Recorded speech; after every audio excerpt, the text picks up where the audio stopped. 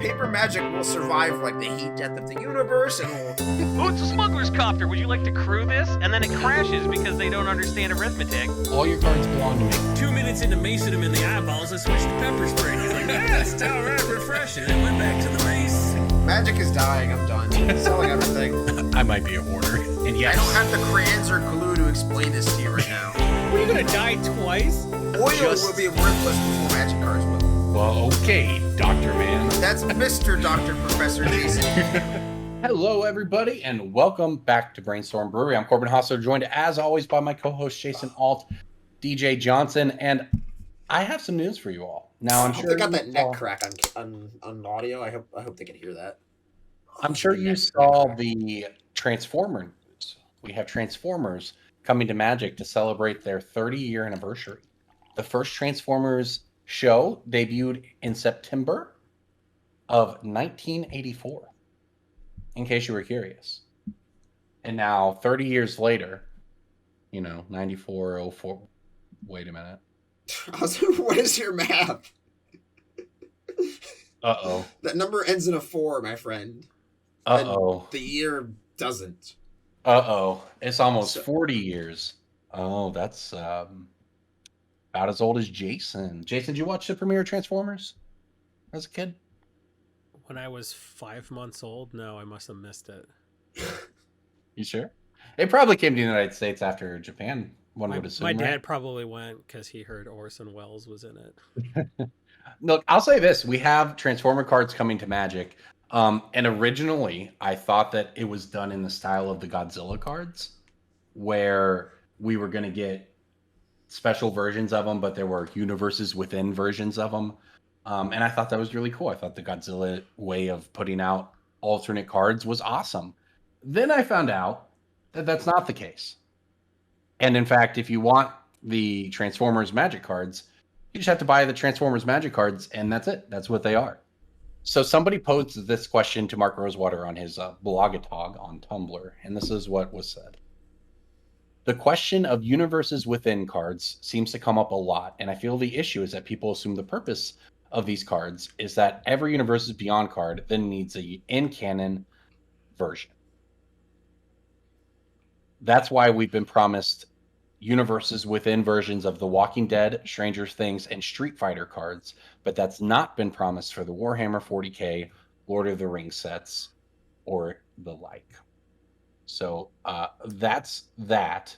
Let me find this next one here. Okay. Mark Rosewater says, in response to a question about how there's a constant ask for universes within cards, why is there not an idea of a universes within reprint set? Mark Rosewater says the larger issue with universes within is that it's just not feasible to make equivalent versions of every universes beyond card. That doesn't mean we can't or won't make them when there's a need, and I'll pass along the idea of a set, but there's no guarantee. So there you go. It is my understanding that the Optimus Prime cards, and correct us in the YouTube comments if we're wrong, clearly this is a confusing thing, messaging from Wizards, but there is not a guarantee of every Universes Beyond card being made into a Universes Within card, and there is no guarantee that these Transformer cards will have Universes Within cards made. So if you want to play your Optimus Prime, go for it in the Brothers War, but it seems like that's going to be the only option. That said, I'm not hugely opposed to these in general. I think it's cool that they have them. I understand the point about not being able to do Universes Within for everything, blah, blah, blah. So, I mean, it's not going to change anyone's opinion. For everything. We don't need. It would be even more cards. Yeah. Right? They got to stop. It would be even more printings that needed to happen. They're also like, I mean, we've only gotten one. It's only one universes within set, right? It's just The Walking Dead that we've gotten, unless I'm wrong. I believe so, and I think they announced it for some other ones. Yeah, like so the Walking Dead ones are not valuable in any way. I mean, the cards themselves they don't even feel thematically resonant. I guess they're all random Innistrad hodgepodges. It's like a witch doctor, and then like a town Thraben guy, and then but they all have like friends forever, like a nightmare monster thing, and it's like, oh, they all have friends forever, which doesn't fit like the secret or the Stranger Things lore. I don't, and they're not worth anything because they overprinted them. I think it was you got 1 in every 4 set boosters, so there's plenty to go around compared to the actual secret lair, which was printed to demand. So I don't know. Like I don't really care. I don't think it makes that much of a difference. Like it will feel a little weird if there's one that just happens to be competitively viable in Legacy. Like Rick from The Walking Dead was the big like scary one where it's like, oh, he's good in humans, but like. But humans isn't good. Okay. Yeah, Well, I think very people much were like trying K. to. Yeah. I think there's maybe another layer to it. Is that it's October 3rd of 2022. It's pretty clear at this point where Wizards is going, where Wizards has gone. And I'm not like, saying get with the program or get out, but like, I don't think there's any secrets about if you don't like the direction the game is going, it's not going to change. Right, yeah. anytime soon. We have the data and we have the line go up and we have and I'm not saying that to be negative to anyone's feelings. We've all expressed our own frustrations with everything, blah blah blah. But we talk a lot about on this podcast about dealing with what is, and this is where we're at. Sometimes you're the only valuable asset of a company that's still trying to make Monopoly and Rock'em Sock'em robots in a year of our Lord 2K22. Yep, I was at the mall. The honest to God mall the other day. Ben and I went and watched a movie and then walked around, and we went into some game store-ish thing, and it was literally half calendars and half Monopoly versions. It was insane. That's Christmas gift though. Good for, yeah, sure, good for them, man. But yes, they it's incredible the ways they've managed to continue to monetize Monopoly. I would love to give my dad a 14-month calendar in October, and when he flips it over to December, it says, "This is your Christmas present." Oh, I'm sorry. I'm an asshole for giving you your Christmas present 2 months early so you could get all 14 months out of it. If someone gives me a 14-month calendar in January, I'm going to be upset. That's value. As a financier, I can't be giving away. I just the didn't trick know is to give them a calendars were 14-month popular calendar gift, every year after that, so their 14-month calendar starts in January, then March, then May, then well, the store had 16-month calendars. They had 14-month calendars. They had it covered. Look, they probably just rip out the first couple pages of the 14-monthers, right? I guess. Like, think about it. You've put up a 14-month calendar in like October, and then it's Christmas, and you're like, your boss is like, you got to clear this shit off the shelf. You just rip the first couple pages out, man. It's a 12-month calendar. Yeah, there's nothing more depressing than opening a calendar and seeing the past.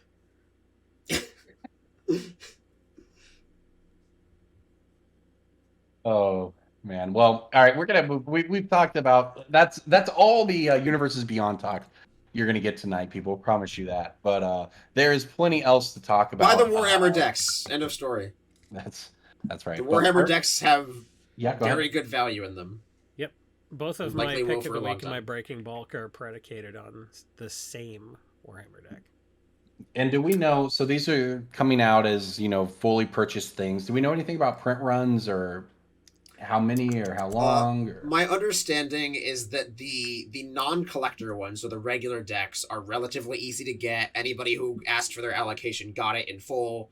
I know stores that are like, I want 250 sets of the normal ones, and they're like, yep, here you go. And then the collector versions are much, much more strictly allocated and harder to get. So those are probably the play long term, but I'm not super huge on just individual cool stuff in Magic in the long term in general. But if you really, really wanted to put money somewhere desperately for a long time, the collector ones are probably the play. This is probably a good time to check in. I mean, we're 125 secret layers in. You've been somebody who's talked about a lot of them as they've come up, DJ, and I know bought into them. Have most of these secret layer purchases been working out as we, obviously we're getting more and more of these sort of special products? Do you see any sort of cooling there, or are you still high on a lot of the sealed products? Talk about how you make money on those. They've gotten worse in the short term. A lot of them a year or so ago used to be just very easy, like buy it and flip it, sort of strategies. And now I think the longer term play, if you're into long term holds, is going for the unique intellectual properties that have a higher chance of like ramping people into the game. So like the Fortnite one, the Street Fighter one, the anything where somebody's going to come in from another game or another sort of hobby and discover Magic that way. The discoverability of them is much higher. It's not something where you just click buy on every secret lair ever, because there's of course just too many, and like the basic land ones are pretty bad. Yeah. So I bought the Fortnite one and the Street Fighter one because of long-term holds, specifically kind of more than just an experiment than anything. Uh-huh. But the rest of them I cracked for like smaller and smaller margins as I was buying them. Like the Vampire one I cracked and got like maybe 15% on after just like cracking and flipping the singles and cracking and flipping the singles. And Yeah. the Vampire one meaning Dracula one, like the Exquisite Blood one. It's so hard to. There's so many. You were so bullish on that. You're telling me And I made money after all on the it. shit you talked to, you took 15%? Profit's profit, baby. Damn. Yeah. He works hard for the money. Well, the thing is, like DJ said, you can't keep up with all of them, right? They put out 1 million of them, and then you're gonna get it in 6 months. You're gonna get it in 16 months. You're gonna get it at all. No one really knows. So one of the more interesting case studies will be the Commander deck that you had to order over a year ago. I think at this point it was roughly 12 months ago. And then you were supposed to get it a few months later. It was supposed to come in with the Dracula ones, but it got delayed for like a full year. And so people are still waiting on those. And I think I think it's going to be a game of chicken where anybody who doesn't cancel their order will be rewarded for not chickening out. Yeah. And people will cancel their order because they'll be like, this has been 12 months. I haven't gotten my product. I just want my money back. Yep. And That's so, how all the little blind get scared out and the big fish walk away with the prize. Just the whole year-long interest-free loan to our benevolent overlords and wizards of the coast. Yeah, well, so Hunger of the Ancient One is the Exquisite Blood reskin from the Dracula Secret Lair, and Exquisite Blood is the cheapest it's been in a very, very long time. It's still around $18. It looks pretty stable for the long term, so it looks like a lot of people bought that Dracula Secret Lair. It looks like the circulation of that card is finally at a more reasonable level, and you can even get the original Jumpstart or Avacyn Restored one for a closer to the reprint price than the original.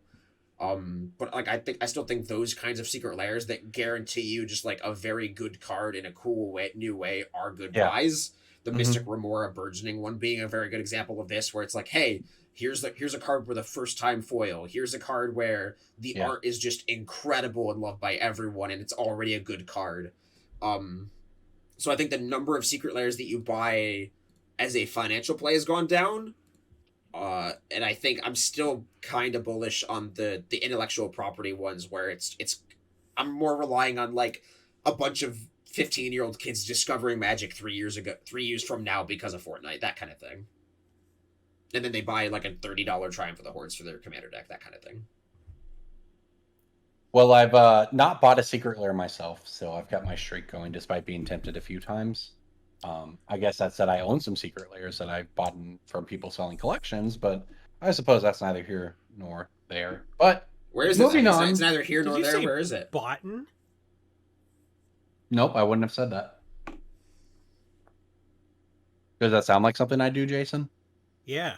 No, I don't think so, man. Okay. Agree to disagree. Agree to disagree. Just like Imagine Dragons. And now it is time for Breaking Bulk. Nope. It's time for me to talk about my own personal Patreon. I never set up a personal Patreon, but personal Patreon. Is this for a beer pitch? Let's hear the beer pitch. I will talk about you on this cast. This is from a patron, Kip NZ. Everybody knows Kip NZ, who lives in Australia but is from New Zealand. He said he wanted me to talk about Australia, which is very easy. They didn't shoot Lord of the Rings in Australia because it is a scorched butthole of a country filled with the descendants of murderers and thieves, sort of like America, actually.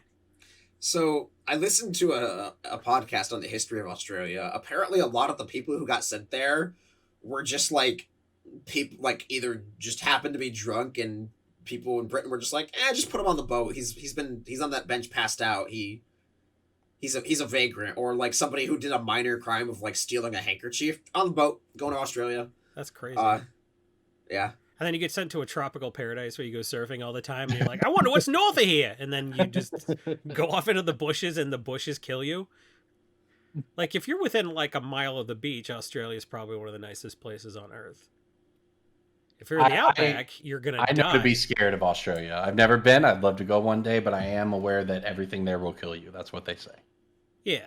When in America, the only thing that really kills you is other Americans. Like, Or cats with poison claws. we're at the top of the food chain in America. In Australia, they're like the middle of the food chain, and they're fine with that. Like, you learn to shake your shoes before you put them on. People in Arizona do the same shit. They're like, oh yeah, there's scorpions in your shoes for sure. You got to shake all the scorpions out of your shoes before you put them on. It's just a thing we do in Arizona. Yeah, Just so. do your scorpion check, you know? And here I am like, oh, I forgot to put a coat back. Coat on. I guess I'll go back and put a coat on. And wear Yeah. It's a little But, nippy like, outside. I need a coat. If you grew up your whole life, you lived in Arizona doing scorpion checks, and then you like moved to Minnesota, and then you're like checking your boots. Or like, what are you doing? It's like, I'm checking for scorpions. That would be them such cold culture weather. shit. You sound like a crazy person. Those cold weather scorpions. Yeah, if you tell a cop in like Michigan you're checking your shoes for scorpions, you're gonna wake up in the drunk tank. Yeah, fair. All right. Well, moving on to Breaking Bulk. Breaking bulk time. Breaking bulk time. Break. Oh, yeah, Breaking Bulk. There's so much good stuff. It's a pick. Breaking bulk. The end. I have a Dominaria pick to honor Which Dominaria Dominaria? United, the original Dominaria. We're honoring the new set, which is also 4 sets ago. The new set's Infinity, you stupid idiot. No, it's not, DJ. The You're new wrong. set isn't. The new set is Brothers War, which we've had cards spoiled from. We've had about 10 cards spoiled for Brothers War so far. Catch up. And we found out they're doing the stupid Viscera Seer thing on real cards now. Wait, really? Yeah. There's a worm coil that is 1 in 500. Oh, interesting. That's cool, man. It's not cool because like they didn't use cool new art. They just took I the. know. Yeah. They just Every added. time I say I'm not buying collector boosters ever again, they come up with some new shit that makes me want to buy. This is just the Hidetsugu lottery all over again. Hidetsugu Lottery was fun, right? No, because that card is trash. Wormcoil's actually a good card, though. True. So, Not sure. Well, I mean, how did that Hidetsugu thing work out? For those who don't know, they had different versions, the different colors of the card. The card is the same; it's a black card, but there were different colors in the art or the neon treatment of it. Yeah, and that led to some different versions. Anyway, you have a Dominaria card that is what? Yeah, a green uncommon. from Dominaria. Okay, so he said Dominaria green uncommon, which means he means Shadowmoor red rare. So Is it Scatter the Ashes or whatever the Ashes? No, Is it a creature? it's a nickel to a dime pick. It's about 75 cents retail. wait, did you say common or uncommon? It is an uncommon. I was too busy I making don't- fun of you.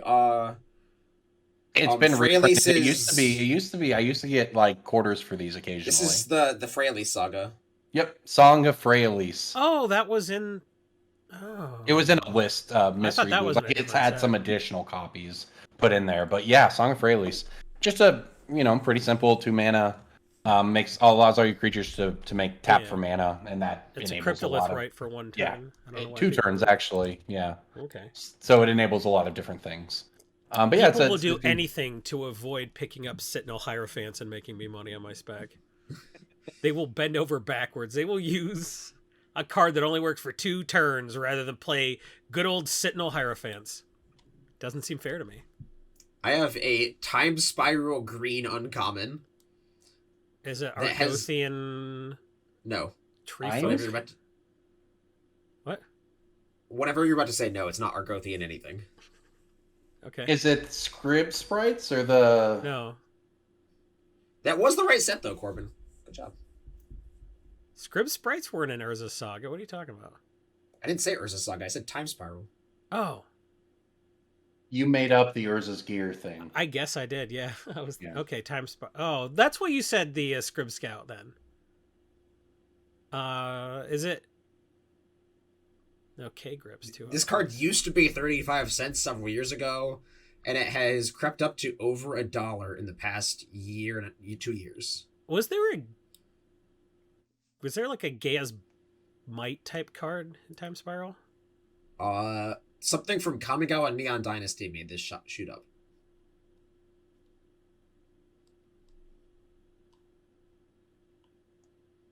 I wasn't playing during Time Spiral. I'm trying to think. It has no reprints, which is very rare for a Time Spiral card nowadays. Is it a snake? No.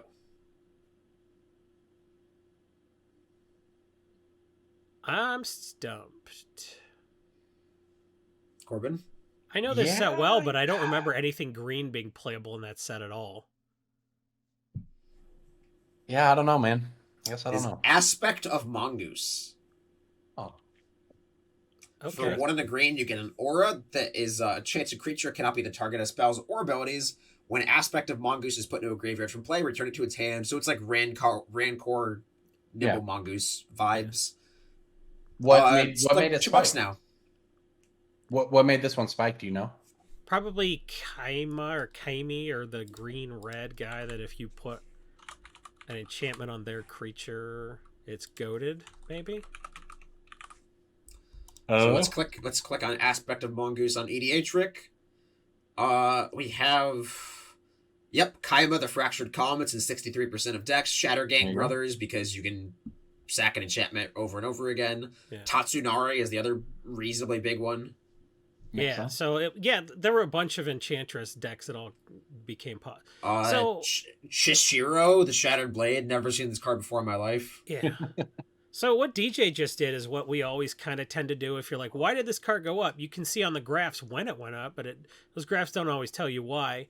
If you type that card into EDH Rec, chances are it was like, well, this is the set where a new commander came out and it made this, forgotten card suddenly $1 because it goes really well with it. So if you don't know enough about EDH that you can just pull the answer out of your, like I did, just go to EDH Rec.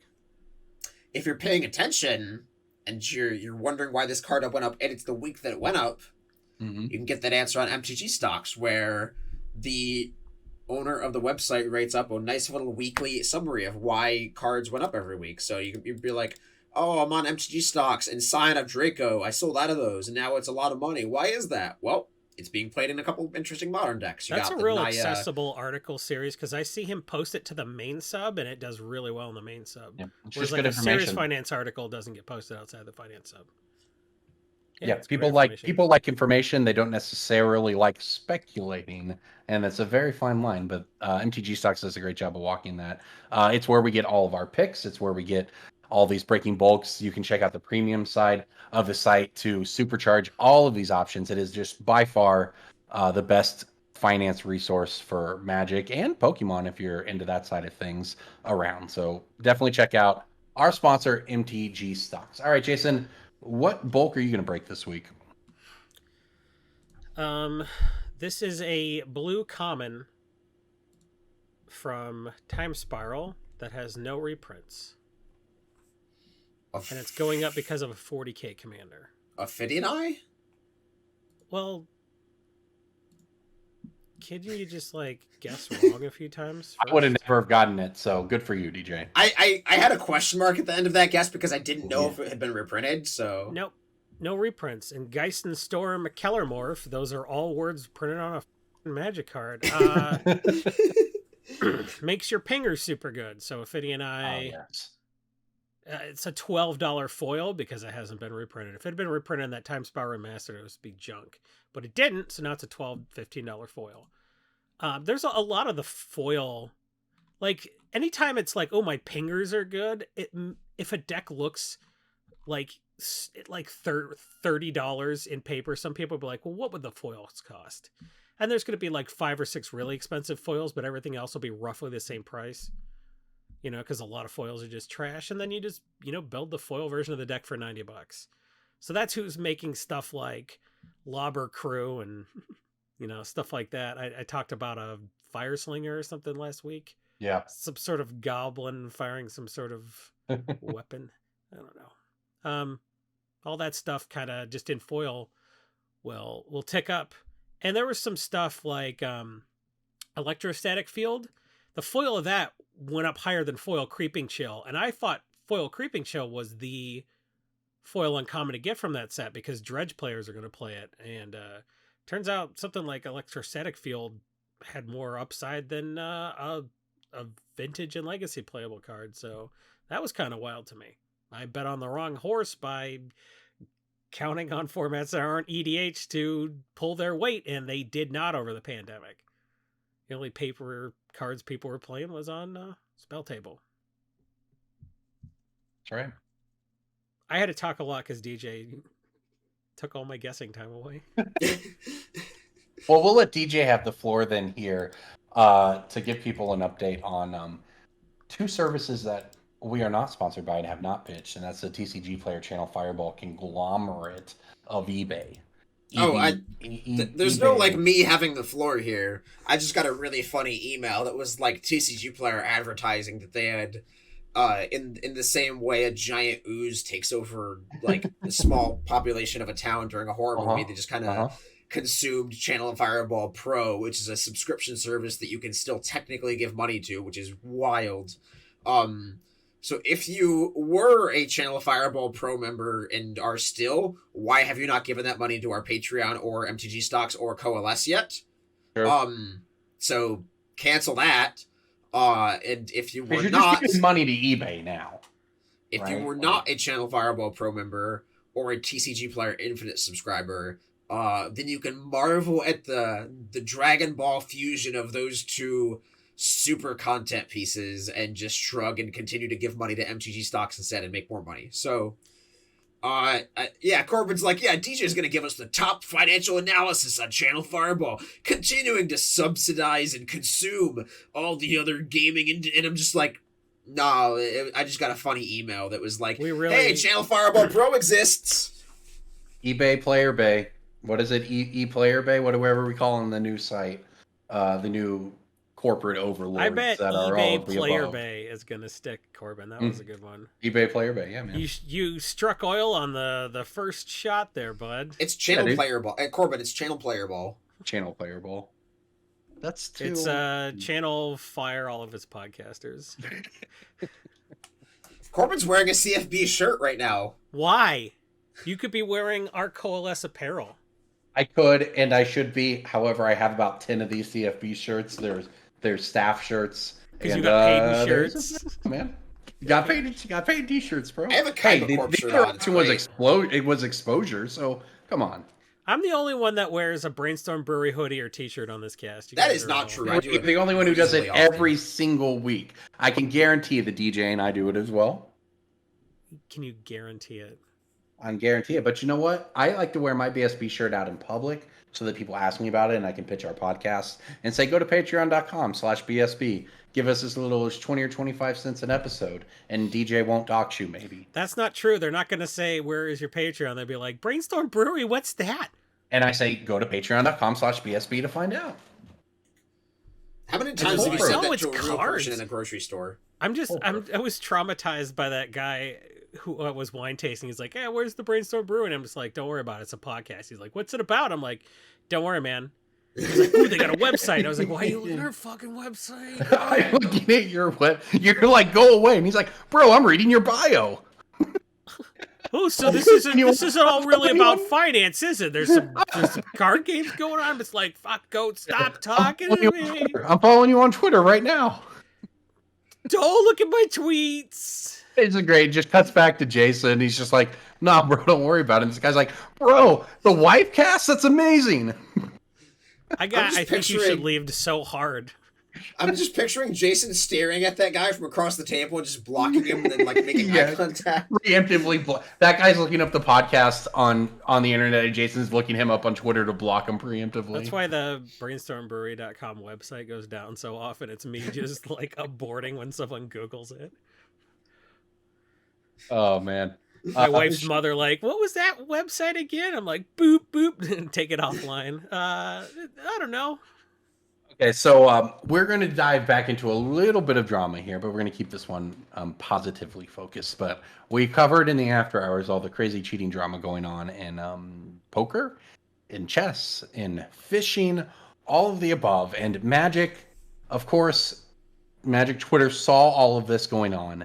They got incredibly envious, and therefore we have some Magic Twitter drama as well. Although I have to say this is a real thing here. The Legacy Pit tournament, the Open. This is a small tournament organizer. This is not a large company. They put together a big tournament. They went all out. They put together coverage. They rented a large space. They spent a bunch of money on this. They advertised big tournaments. They advertised big prize pools. Get to the tournament weekend, they had about half the people they expected show up. They decided, wait a minute, we don't want to go out of business, so we're not going to give out all the prizes we promised because we did not cap these events. So, therefore, you find the drama. Now, is it immoral of a TO to not give out the prizes they promised? What if that means they'll never exist and never be able to run a tournament again? That was the discussion going back and forth across the internet. And I actually do think it's kind of valuable because, look, obviously we agree if you advertise prizes, you should give them away. On the other hand, I do think there's some room for understanding that these are real people trying to put together a tournament series. And if they lose money and never host another one, maybe that's not so good for the players either. Magic players so desperately want events to be focused on EV, and it's so bad for the game. Yes. Like, if you're already spending like $200 to $300 in travel Hundreds costs for of the dollars. weekend, like $200 on like food, event, and all this And a stuff, hotel, and like yeah. you're like, man, my tournament organizer didn't give me $100, $50. Man, like just stop playing the game and go download Fortnite. Like, This just toothbrush says a cent. You gotta sell it to me for a cent. I get it. I get that, and I think I agree with you. Look, I also think it's a You're different not story. wrong, but you're an Right. asshole. Kinda. Because look, if it's SCG, if it's Channel Fireball, if it's TCG Player Bay, we all get it. If it's some we've people shown that going- Channel Fireball's not a massive conglomerate either. Like, TCG Player bought them for like a lemonade stand. Like, it was not. Channel's not this like giant megacorp that's like. Yeah. The advice I had for them on Twitter, because their announcement didn't go over well, they didn't handle it particularly well from a PR perspective as they were trying to run their tournament, all of this. It's Twitter. There is no good PR results. All roads lead to cancellation. Like, it's not. Maybe. I advised transparency because I could be wrong here, but I legitimately think that most tournament-focused Magic players can understand that if a tournament organizer loses $20,000 on an event, there's not going to be another event. And, you know, like you said, should you fight over the $100 versus $75? I think their 5K paid out like $3K. You know, it was some rough cuts here, but so I think there's a lot to be learned from the situation from everybody. One, don't advertise prize payouts you can't afford. If you're expecting something to cap and you're basing it on that, well, it's not hard to just throw a little disclaimer on it and have a different. Oh, they did that. No, I think you should say that it's a sliding scale based on tournament attendance from the start. But like that doesn't attract people. They want to see a big number. They want to see the big number. Yeah. So it's. And I don't even know if that like big number like influences the number of Magic players that show up at your event. Like during the weekend of a hurricane. Like. Yeah, I completely agree because one of the things I've talked about with local TOs here is I think you get the same number of people for a 2K that you do for a 5K. Yes. I just do. I don't think it significantly changes the number of people who are driving for your event if you're just a store, right? You know, when I'm talking about if you're SCG or whatever, if you're a store that wants to start hosting tournaments, you may feel good to throw out that 5K number, but you're going to lose money. You're going to get the players who care about those things for a 2K. Which, also, brings it back around to the point that if you're going to a tournament to try to eke out a $30 profit or whatever for your EV, what are you doing? So, I also think that Magic players are just not very good at understanding, like, where like where costs come from in an event. Like they just think that store owners want to be these like greedy, ultra like capitalists. Like, oh yeah, and I'll charge $100 monocle like for my tournament to play with my own cards. It's like the store's losing money actively. Like, no, do you want to know why there's no Magic events anymore? Because they've tried it and it's not a good idea. Like, it's not a profitable like system to run. It's gotten so much worse over the years. Over the past and it's 10 years. it's only getting Every worse. event is a favor. Yes, it is. Yeah, kinda. Yes, the thing is, it scales too. You think about it. The most expensive part of having an LGS is the space you're paying for, the play space, and it's the hardest part to monetize. So you break even on your tournaments. A lot of stores let people use it for free. You pay rent on it 30 days of the month, and you use it 4 nights of the month. Yeah, whatever, Rodney. Rodney posted on Twitter recently. I think it was a really good quote. Like, the best way to make money from a Magic tournament is to own a large building. Yeah. Yep. Which is also just like the best way to do capitalism in general. So like, Yes. if you own a large building, why are you hosting Magic events kind of thing? Like, there's a lot you can be doing with that. Yep. And in the face, it just the costs, and I can't speak to this legacy pit in particular. I don't know anything about like outside of what we've talked about, but they sprung for coverage, which is not a thing that was profitable. I tell you that. But they sprung for coverage, which means they sprung for some convention center Wi-Fi, right? That is, I can speak to past experiences. That's a 5-figure bill for streaming a GP off the top, and that doesn't touch. That's the internet. That's not equipment. That's not talent. That's not judges for the extra space. I mean, it is nearly disastrous to try to run events as anyone, a large event as anyone other than Star City, yes. Other than that absolute top tier of tournament organizers who have figured out how to monetize it, which, as it turns out, is passing on the costs to vendors to be there. Yeah, exactly. And I was going to go into that. Is that like Michael Caffrey brought up a really good point in a Discord I'm in, that like players are the product at SCG events. They're not the customer. Mm-hmm. The customers are the vendors who paid 5 figures to be there. Yep. Like, I'm going to be in SCG Dallas this weekend, and that booth costs roughly $10,000. And if you multiply that booth cost times the number of vendors that are in that room, that big number $ at the end dwarfs any amount that Star City is getting from the players. So if you're going to complain like, oh, my $80 SCG Open is now $100, Star City is like making so much money off of this. Like, nah, fam. Absolutely not. Yeah.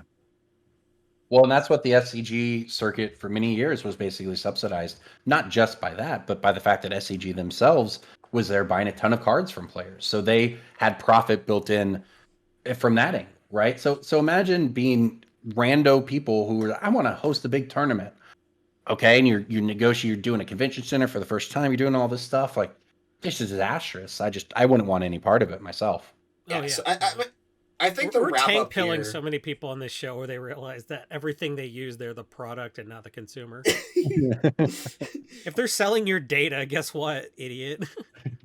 You're just hitting buttons and making somebody like who's selling your data rich. Except here, by the way, we have no data on you except for what DJ reads on air. Which, if you willingly give us to that via Patreon, maybe DJ won't dox you.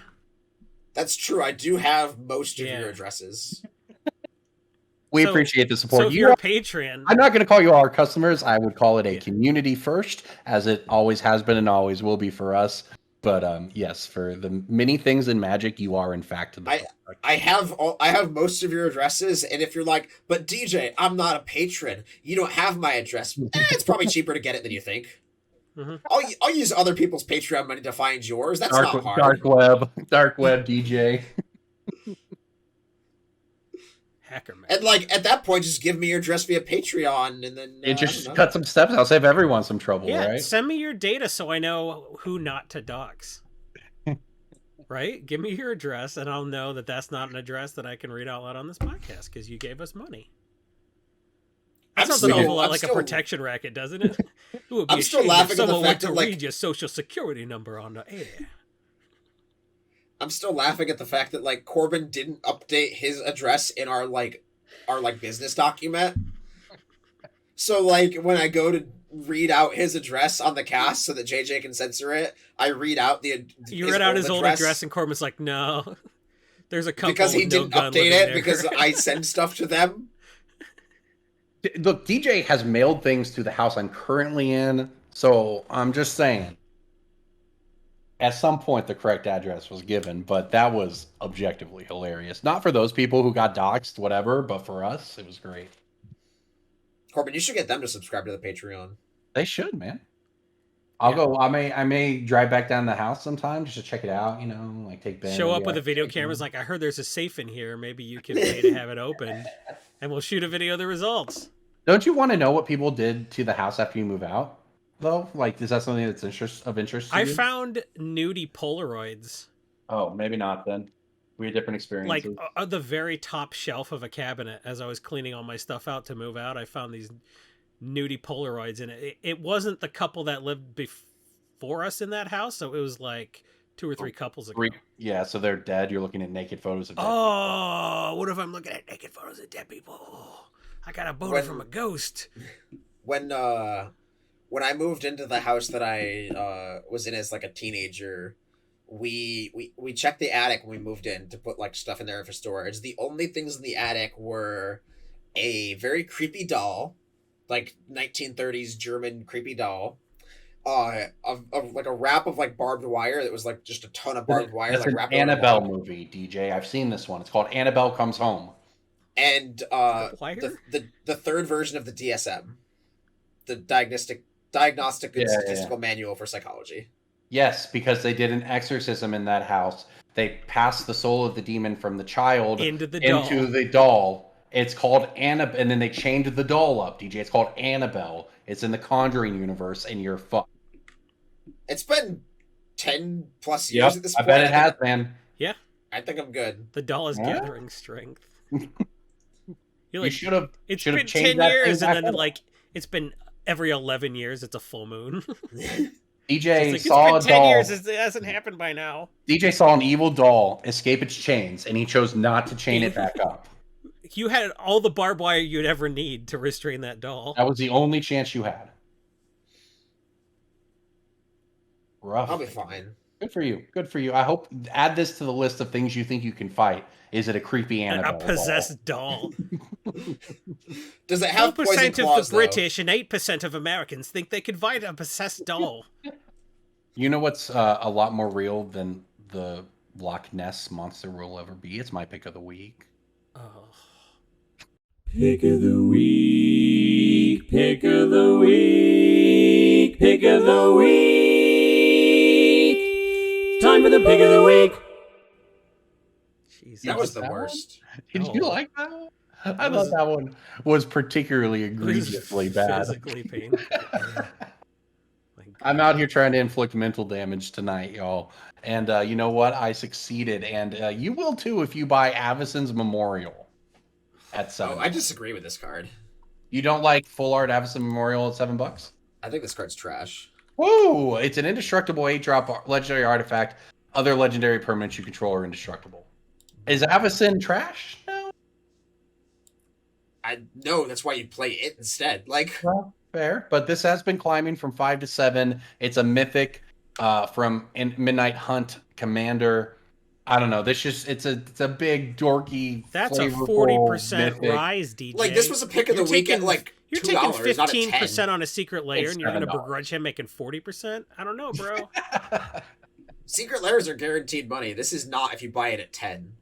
You shouldn't. You should buy it at $7.50, which is what it's available at You should get a time machine now. And buy it at 5. You should. Or tell yourself to buy Bitcoin. I think that as a mythic it's out of a commander set, right? But I don't know. There's not a lot of people who were enthralled with Midnight Hunt, from what I recall, and the graph is starting to look pretty solid for a $10 to $15 big dorky Avison mythic. I'm gonna remain neutral. Okay, Jason, what do you got this week? I got a great pick, predicated on the exact same deck as my Breaking Bulk. Gershreichen. Mr. Starn, the Calermorph. The cowboy dude, the robot cowboy guy, you know? He's got a bunch of arms and a bunch of guns. That guy. No. He's from the Warhammer stuff. He says, when another source you control deals exactly 1 damage to a permanent or player, Garshenstern deals 2 damage to that permanent or player. So it's like Torbran in blue and red, so all kind of cool stuff is happening right now. My pick of the week is actually a $5 to $7 card that I think if people start playing it and seeing how dumb it is in Greisenstern, like this is a card that if it's on game nights, it's a $30 card. The card is Charisma from Mercadian Masks. Whenever enchanted creature deals damage to a creature, you control that creature as long as Charisma remains in play. This is my player of my invitational win. I would have designed this if I'd won the invitation. It would have been me on the card Charisma, like, hey, I just want a tournament. I used the time machine to cheat and do this over and over until I won a tournament. And now there's a card after me. It's called Charisma. You put that on any single pinger, and then you just start having all their cards. It's very funny. That's a great anime. It's just like Jason in Steins Gate, like in a Groundhog Day scenario, just like playing Magic over and over until he wins. That's a good short film. But like, it's a butterfly effect thing where like, instead of creating Solemn Simulacrum, my card gets made, and then nobody plays EDH. Like EDH never exists without the good mana fixing and a solid artifact sack outlet. A lot of people might not know as we near 2023 if they've gone to Magic or this podcast in the past 5 years, but there was a time in the early days of Commander, I think a lot of us who have been playing sort of the whole time have forgotten, but your Solemn went in every deck, and that was one of the best cards you could draw. I haven't put Solemn Simulacrum in a deck in years. Yeah, it gets cut all the time now. I still play it occasionally. It's great. It's fine. But like, it used to, Top was in every deck. Solemn was in every deck. No, what was the 6-drop? Duplicant. Yes, I forgot about Mind's Duplicant. Eye was in a bunch of decks. Remember Mind's Eye? Yes. EDH used to be real weird. Very used to play Gilded Lotus too. Oh yeah, we used to play Gilded Lotus. Shout out to Shivam. Shivam plays Gilded Lotus.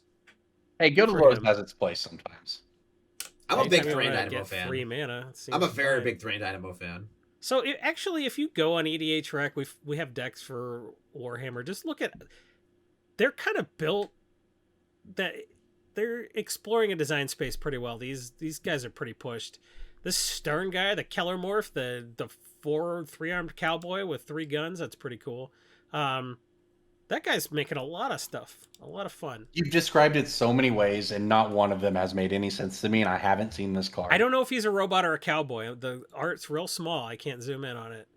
He's a Tyrannid human, so I assume he's not a robot, actually. Well, I don't know what a Tyrannid is, but... Well, he's a human. Maybe it's a robot, though. He's at worst a cyborg. Yeah, there you go. So this cyborg and or human. I don't know. Somebody out there knows about it. But it makes really weird junk pingy stuff really good, too. Like, there's all kind of enchantments from, like Battle Strain from Odyssey. Whenever a creature blocks, Battle Strain deals 1 damage to that creature's controller. Anytime a deck comes around like this, and, like, Aether Sting is in every bulk box, right? Aether Sting has never been worth money, but all of a sudden maybe the foil goes up to like $8, you know? So some of this stuff isn't gonna like make Circle of Flame from M15 suddenly a bunch of money, but sometimes these super old foils, like old border foils, you know, some of that stuff like Kira Negotiations or Heat of Battle, that all of a sudden are relevant because of this deck that's cheap put together in foil. Some of that stuff tends to pop. So, like, it pays to look at what people are putting in these weird decks. You know? Maybe you got a foil Quicksilver dagger sitting around. Well, you're right. I looked up Aether Sting, right? That's a foil that has gone crazy in 2022. So, it's a great example. All right, DJ, your turn. Finish off pick of the week. What do you got to compete with these excellent picks from Jason and I? I have a pick that you have to buy from a specific location. Of course you do, man. Multiple specific locations anyway. Basically, it's a Princess Diana Beanie Baby. Remember it's a road trip for sure.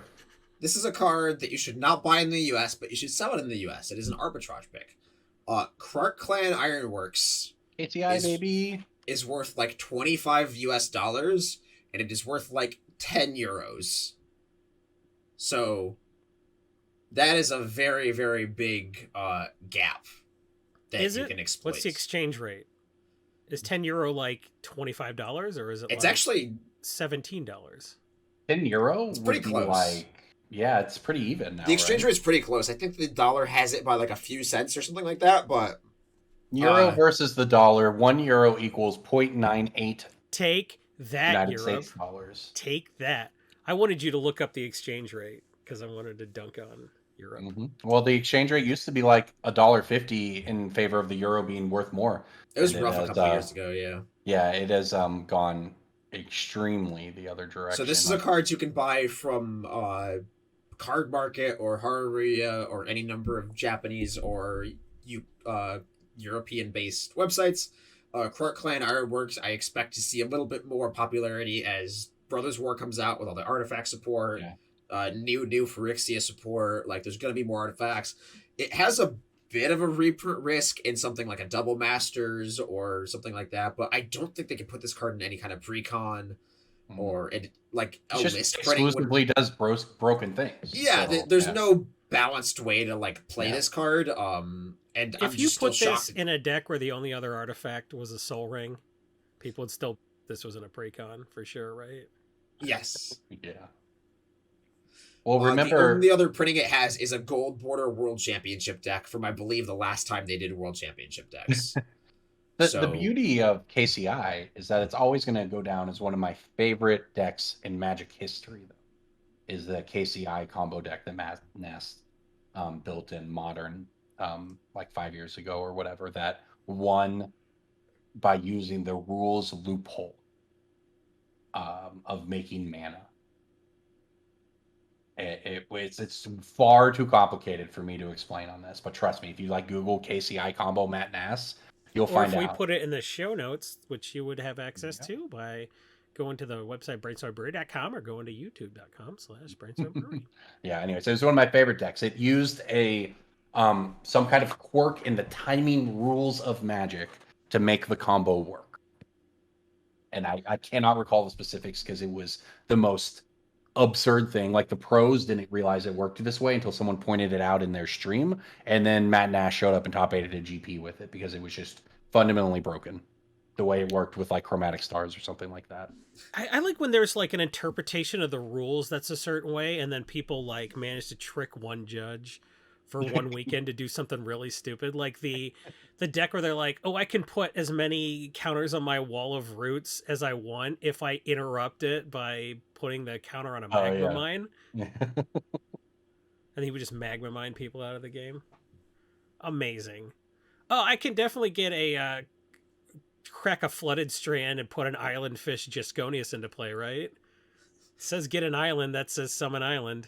What this was years ago, but my brother was playing Magic up at like a very rural college with some very interesting characters, and I got a phone call, like a phone a friend rule call, as somebody that played Magic at the time.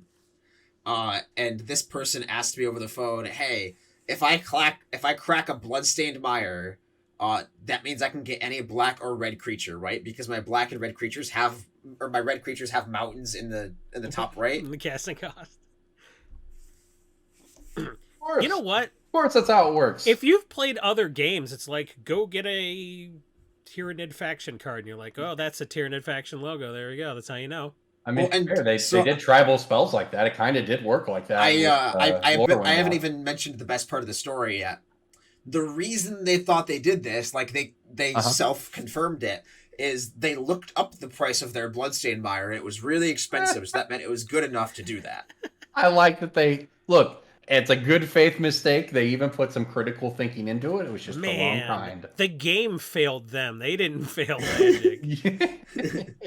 Well, look, I have to say, one of the cards that when I started playing Magic got me was I think it was Augur of Night or Augur of the Dead or something. It was a Time Spiral card, I think, that could regenerate, but it could sacrifice. Augur of Skulls, I think. Augur of Skulls, and you put Cry Contrition on it. Yeah. Well, listen, all I knew is you could sacrifice it to make an opponent discard cards, but it also had regeneration.